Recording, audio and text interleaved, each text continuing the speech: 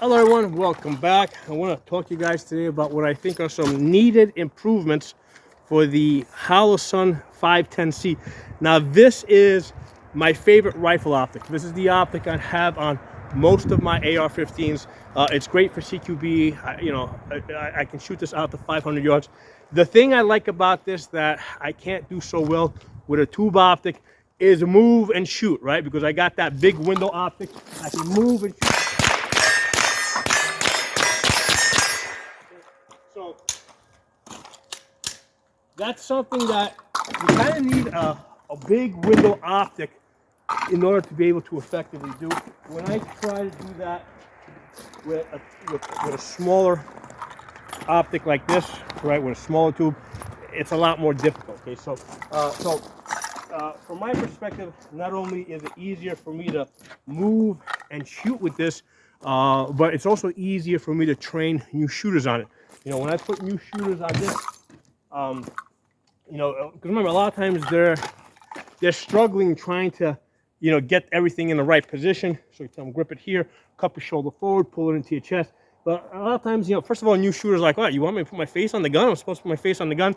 So a lot of times people are like this. Well, with the big window optic, right, where even if you're off, like you can still see that reticle in the corner, that kind of, that kind of helps them figure out where they need to put the face. So if they're like this, I say, well, you see the circle in the corner? Well, you need to center it.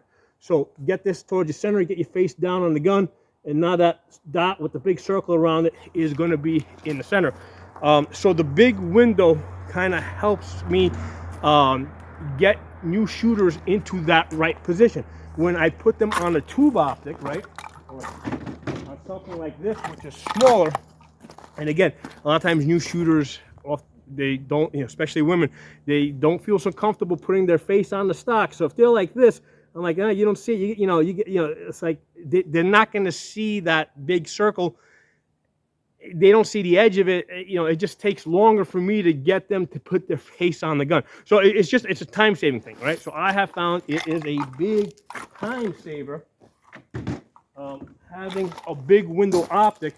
And like right now, you guys are behind the camera, right? And a lot of times I struggle to, get the reticle to line up behind the camera. And just because it's such a big window, I can basically come off the camera, come back on the camera, and I can, it's a lot easier for me to find that reticle, even when, because right now what I was doing behind the camera is like I got the camera between me and I'm just bringing it up here like this, and I'm able to bring it up and find that reticle every time. You can't do it so easily with the smaller tubes, right? So like here, that takes a little bit more time to try and position my head. So that's why it's such a great time saver for training new people. It's great for moving and shooting. But this video is about improving it. What can Holosun do to improve this optic? Well, the first thing they need to do is they need to upgrade the adjustment clicks here, right? So that as you turn it, right, as you adjust for elevation or for windage, it clicks, all right? Because a lot of times as I'm turning this, you can barely hear, you can barely feel the clicks as you're turning this.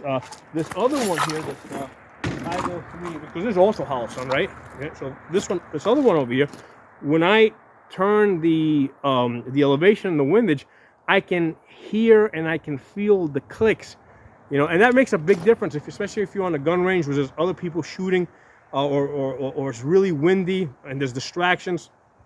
It makes a really big difference being able to hear and feel the click. So that's the first thing I would recommend for Holosun, to improve upon the 510C. Make the clicks more tactile and more audible. Okay, this is the green dot, or the green version. Right. Get this back into focus. There you go. Okay, so that's the first thing, right? And I own lots of this, so it's not like it's not, this is how they all are. By design, when you turn the elevation, when you turn the windage, it's, most of the time I can barely tell that I'm turning it. I have to kind of look at it and visually see that I'm moving it. Now the second thing that I would like is I would like them to offer me at least a version of the 510C that has some type of bullet drop compensation. Okay, so this one over here is the Holosun. Well, there it is. Holosun 503G. Okay, that's got the ACSS reticle over there, so that has a built-in bullet drop compensator. So let me put on the magnifier. So this is set up so that when you don't use the magnifier, it basically looks like a circle dot. Okay, but when you put the magnifier on, okay, all right, now you can actually see the bullet drop. Let me see if I can get the proper eye relief behind the camera here. I'm fighting a lot of things here. There it is. Now you can see the 3 dots underneath the arrow. So the tip of the arrow, if you're using a 50-yard zero, that's a 50 to 100 zero. The first dot is 400. Second dot is 500. The last dot is 600. So what I would like is for Holosun to make me a 510C with the big window over here that also has some type of a bullet drop compensator, just like this other one over here. Now the only improvement I would add to this is I would prefer they actually complete the circle. Let me take the magnification off for a second. If you notice that this circle, is sort of broken at the bottom, I prefer a complete circle that goes all the way around rather than the horseshoe. The reason is because even though you can, if you look at the manual, you can use the 3 dots to range estimate a man based on his height. I've gotten so used to using the multi-reticle for range estimating that if they, that I kind of just prefer using this for range estimating versus the dot. Or let's get you back into focus. So that's there it is. So I've gotten used to range estimating. So basically at 200 yards, your man is going to go from the dot to the bottom. So it's going to take up half the circle. I've done a whole video, and I'm not going to go through the whole thing in this video.